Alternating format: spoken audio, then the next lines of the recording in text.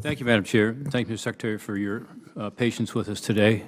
There's so many important issues. One is these 42 individuals who were found recently to have come in or come up to the border who are on the terrorist watch list.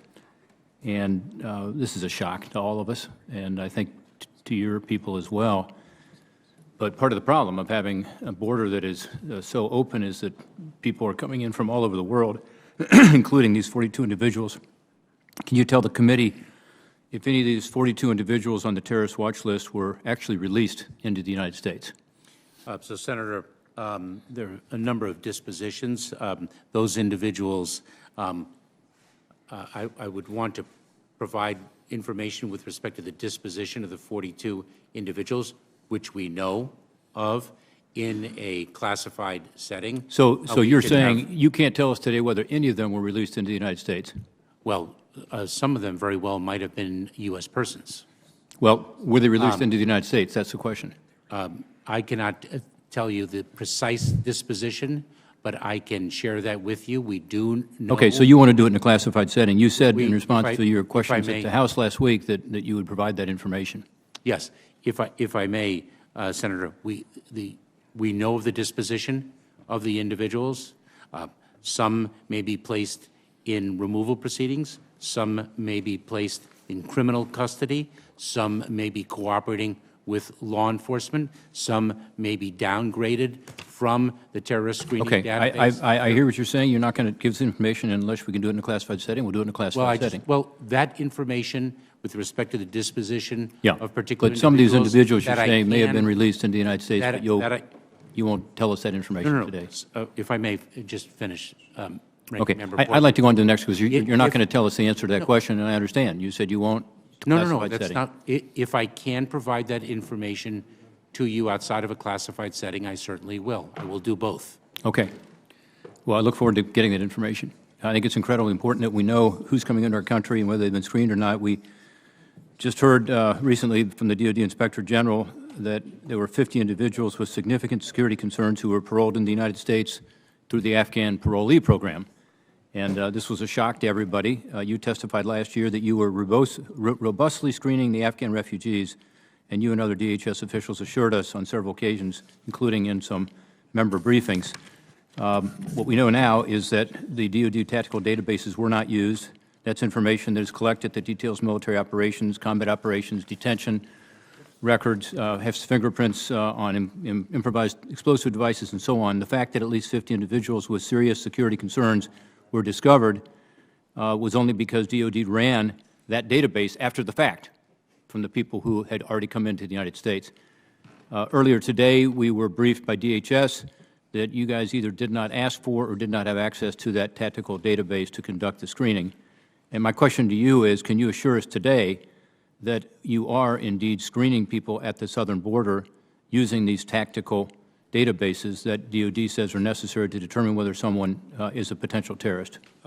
Senator, Ranking Member Portman, let me share with you that we were not consulted by the Inspector General of the Department of Defense before the publication of that report. We consider there to be infirmities in that report, factual inaccuracies, and we are continuing to review the report to identify all of them. And I look forward to following up with you in response to your specific question. Do you disagree that there are 50 people who were released into the country as Afghan evacuees who have security issues? I know that there are a number of factual inaccuracies in that report. Really? Okay, that's the first I've heard of that. So we'll follow up on that. Yes. Quickly, yes or no questions. We've talked a lot today about what can be done. You said we need to change immigration policy, that it's not the administration's fault. Others have said, well, look, in the Trump years, we had virtually a secure border, and now we don't. Someone can put up that chart behind me. So I'm going to ask you these questions. Whether you're for it or against it, just say yes or no. That's all we have time for. One, a commitment to finish the wall and the technology that goes with it, which I think is more important even than the wall, and to properly fund the Border Patrol. Yes or no? No, the commitment of this administration is not to continue to build the wall. Okay, so that's a no. So that's one thing that has changed. Return to safe third country asylum program, where you tell people that they can apply for asylum from, say, Guatemala if they're from El Salvador. Yes or no? Senator, that program was in place for Guatemala, not other countries, but the plan was to do it in other countries. Senator, I would respectfully submit that Guatemala is not a safe third country, given the conditions in that country and the amount of migration that we see from that country. I'm talking about people coming from a third country to Guatemala, applying for asylum in Guatemala. Correct. And what I'm saying is, it is respectfully my opinion. Okay, so you would be no on that. Not a qualifying. No on that safe one, third too. country. Okay. How about a return to the migrant protection protocols? In other words, if somebody is being adjudicated under the asylum, they have to wait in Mexico until the adjudication is complete. You started that with a very, very small number of people, screening most people. Would you actually put that program back in place in a robust way, yes or no? Senator, I have articulated quite comprehensively in a memorandum that we believe that policy should not be in place. Okay, so that's a no, too. How about stopping the release of people into the United States? In other words, the so-called catch and release program without detaining them? I disagree with the formulation of that question. Okay, so you're saying you would not follow the law and detain people, you would have them come into the United States. I understand we don't have the beds now, but it would take a lot of funding, a lot of help. Ranking Member Portman, that is a mischaracterization of what I said. We enforce the law.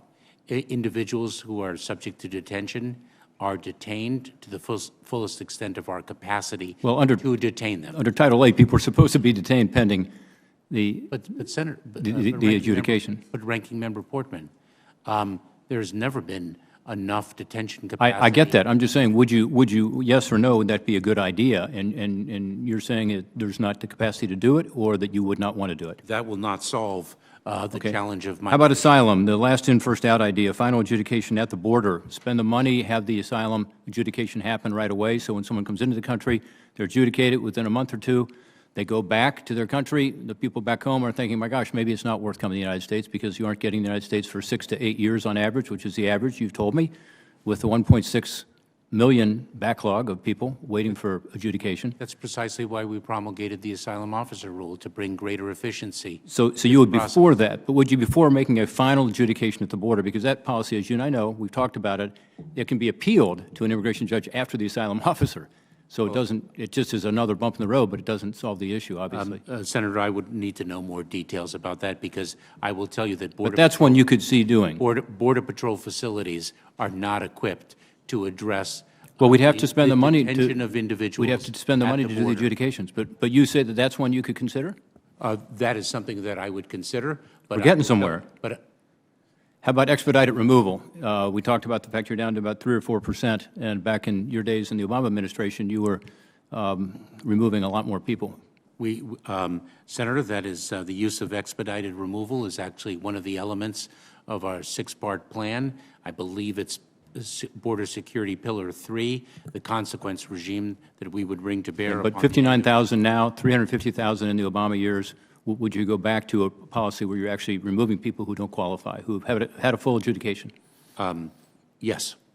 That's a yes. Okay, we made some progress. Thank you, Mr. Secretary. Thank you, Mr. Chairman.